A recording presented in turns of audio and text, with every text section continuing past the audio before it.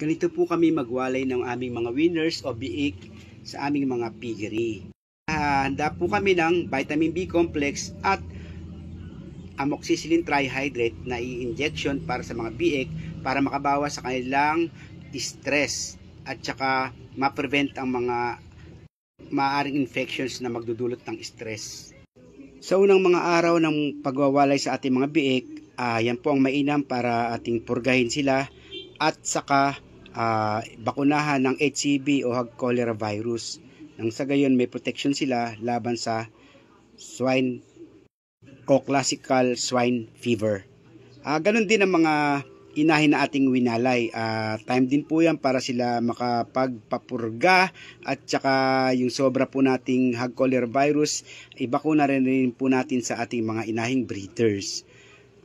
Tandaan po natin, sana tuwing Miyerkules at Huwebes po tayo dapat magwalay nang sa gayon tayong mga umaasa sa mga AI centers, tayo ay makakabili at sasakto po na weekday sa kabilang linggo na pagtapos mawalay ay tatama ang estros o yung pagkandi niya. Ayun ang timing para mas madali tayo makahanap ng AI semen sa mga AI centers. Yun lamang po. Magandang araw po at sana may natutunan po tayong muli sa araw na ito. Salamat!